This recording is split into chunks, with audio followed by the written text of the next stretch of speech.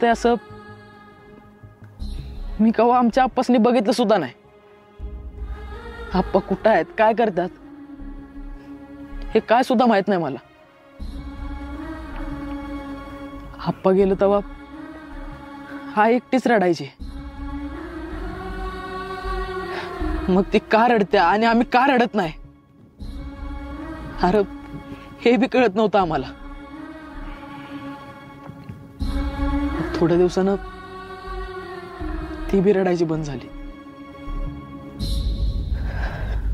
आणि घरातनं आप्पांचा विषय बी बंद झाला. मग कधी आई घरी नसताना दादा काढायचा आप्पांचा विषय, मग तो बी विसरला. वय मध्ये जसं आम्ही त्यास निसारलोय तसं ते बी आम्हाला विसरलं असतील का?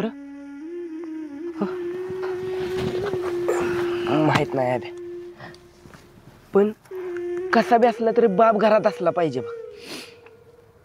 गरीब असला तरी बाप तो बापच असतो बघ. आमच्या आईनं कधी बापाची गरज पडूनच नाही दिली बघ. पण एक बारला असं बी वाटतंय की का नाही मला बाप.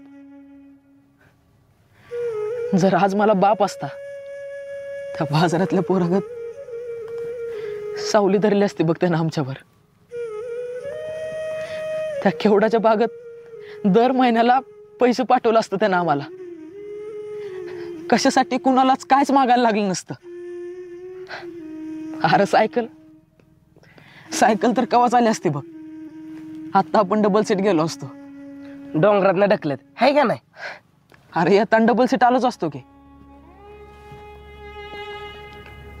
घरावर कुठलं संकट आलं, त्या अश्विनीच्या बागत कोण आलं असतं, नाहीतर सागराच्या भावगत कोण हाणायला आलं असतं, तर दादाला पुढे जावं लागलं नसतं.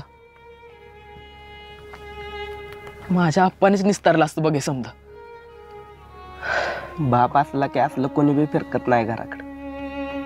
हात आमचंच बघ की. देणं करी लय आहेत, पण बापाच्या ब्यानं घरापाव तर कोण येत नाही.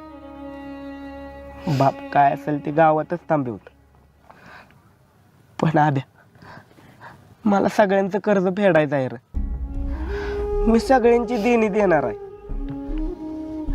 अरे किती दिवस झालं पादरला पडल्या पडल्या जॉब लागत नाही.